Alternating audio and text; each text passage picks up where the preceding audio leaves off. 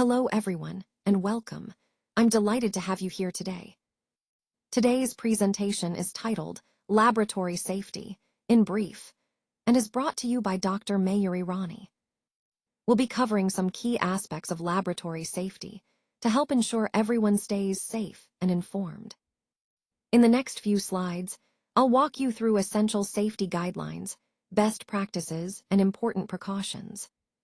So, let's get started and make this a useful and engaging session for everyone. Let's talk about general safety, which is a crucial aspect of any workplace or environment.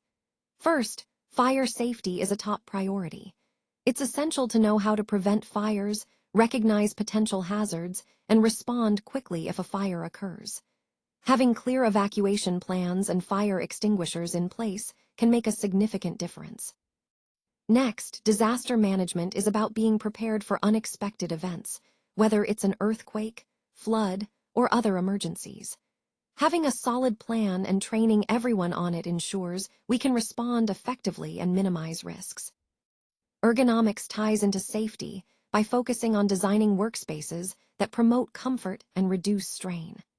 Proper ergonomic practices help prevent injuries like repetitive strain or musculoskeletal disorders, which can impact productivity and well-being. Now, when we talk about types, we're referring to different kinds of safety measures and protocols tailored to specific risks or environments. Understanding these types helps us implement the right safety strategies for each situation. Overall, integrating these safety concepts into our daily routines helps create a safer, healthier environment for everyone. It's about being proactive, prepared, and mindful of potential hazards at all times. Let's talk about some key safety practices that are essential in our environment. First up, PPE, or personal protective equipment. Wearing the right gear is crucial to protect ourselves from potential hazards. Next, we have BMW, which stands for biological, chemical, and mechanical hazards. Being aware of these helps us stay vigilant and prepared. Spill management is also vital. Knowing how to quickly and properly handle spills can prevent accidents and contamination. Infection control practices are another cornerstone. These ensure we minimize the risk of spreading infections, especially in healthcare settings. Lastly, general safety encompasses all these points and reminds us to stay alert, follow protocols, and look out for one another. All these elements tie together to create a safer work environment and support our overall safety culture. Let's talk about the essential personal protective equipment, or PPE, that we need to keep ourselves safe. First, a gown is crucial to protect our clothing and skin from any potential contamination. Gloves are also fundamental because they serve as a barrier between us and infectious materials. Masks are vital to prevent the inhalation of airborne pathogens and to protect both the patient and ourselves. Shoe covers help prevent the spread of contaminants from the floor, especially in high-risk areas. Eye shields are important too, as they protect our eyes from splashes or droplets that could carry infectious agents. In addition to PPE, using appropriate biosafety cabinets is a key part of maintaining a safe environment. These cabinets are specially designed to contain and filter hazardous aerosols and droplets, providing an extra layer of protection. And of course, adherence to universal precautions is essential, treating every patient as potentially infectious and applying strict hygiene and safety measures at all times.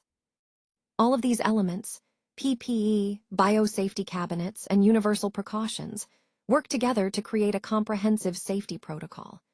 They are vital for protecting ourselves, our colleagues, and our patients, especially in settings where infectious risks are high. Remember, safety is a shared responsibility, and following these guidelines consistently is what ensures a safe working environment.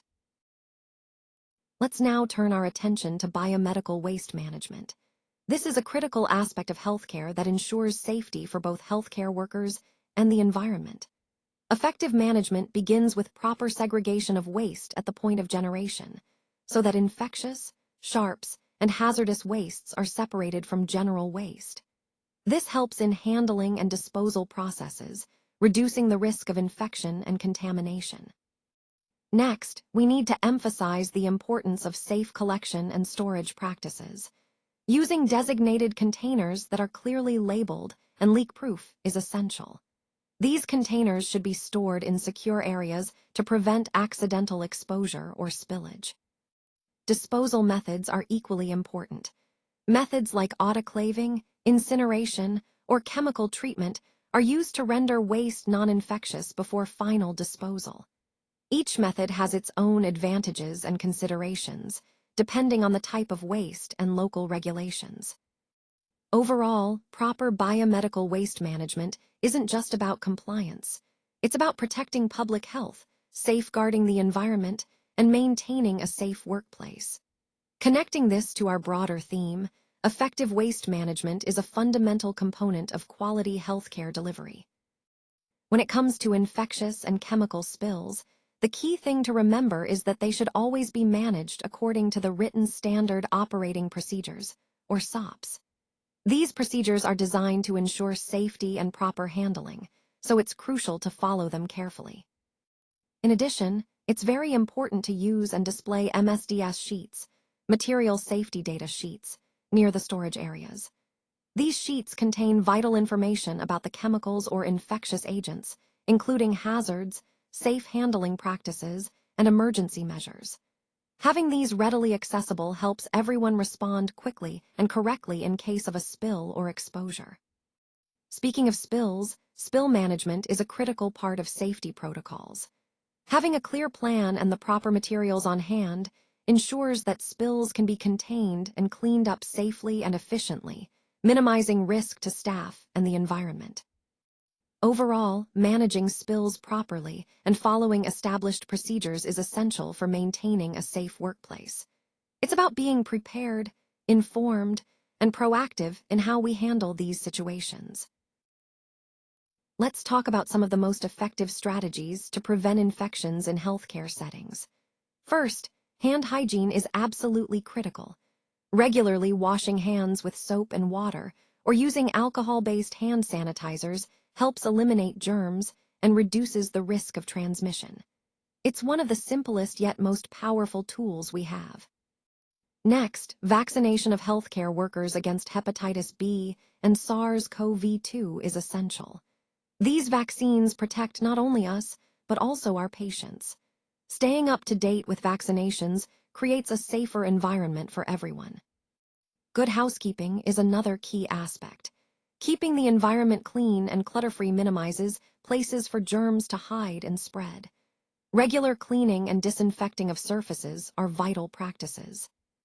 Finally, strict infection control practices are the backbone of preventing healthcare-associated infections. This includes proper use of personal protective equipment, safe handling of sharps, and adherence to protocols for sterilization. All these measures, hand hygiene, vaccination, good housekeeping, and infection control, are interconnected. Together, they form a comprehensive approach to safeguard both patients and healthcare workers, aligning perfectly with our overall goal of providing safe and effective care. Let's now turn our attention to fire safety, which is a critical aspect of any safety plan. First, it's important to understand that fire safety isn't just about having fire extinguishers around. It's about creating a comprehensive approach that includes prevention, preparedness, and response. Prevention involves identifying potential fire hazards and minimizing risks, such as keeping flammable materials properly stored and ensuring electrical systems are well maintained. Preparedness means training everyone on fire evacuation procedures and knowing how to use fire safety equipment effectively. Response is about acting quickly and calmly in the event of a fire to ensure everyone's safety. Remember, the key is to foster a culture of awareness and proactive safety measures. By doing so, we not only protect lives, but also safeguard our assets and maintain a secure environment for everyone. Fire safety ties directly into the overall theme of our presentation, creating a safe, resilient space where everyone can operate confidently and securely. Now, let's talk about some of the external and internal disasters that we need to be prepared for, starting with earthquakes. Earthquakes can strike unexpectedly and cause significant damage, So having a plan in place is crucial. Floods are another major concern. They can disrupt operations and pose risks to safety, especially in areas prone to heavy rainfall or rising water levels. Electrical outages are also common and can halt processes, so we need reliable backup systems to ensure continuity. Mass casualties are a serious scenario that requires quick and coordinated response, emphasizing the importance of training and preparedness. Major chemical spills can be hazardous to both health and the environment, which is why strict safety protocols and spill response plans are essential. To effectively handle all these situations, we rely on the presence of Standard Operating Procedures, or SOPs, which guide us step by step through managing these crises efficiently and safely. This is where disaster management really comes into play. It's about having a comprehensive plan, well-trained personnel, and the right resources to respond swiftly and effectively. Ultimately, the goal is to minimize the impact of these disasters on our people, our operations, and our environment, while ensuring safety remains our top priority. Let's talk about ergonomics. This is a crucial aspect that ties everything together in creating a safe and productive work environment.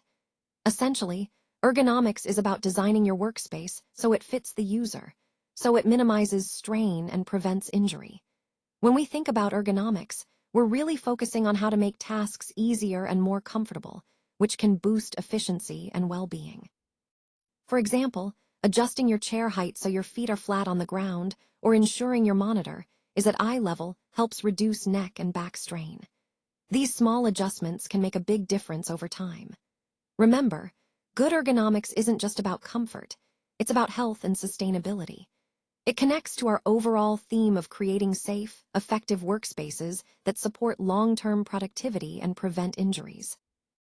By prioritizing ergonomic principles, we're investing in both our immediate comfort and our future health, making sure that our work environments serve us well in the long run.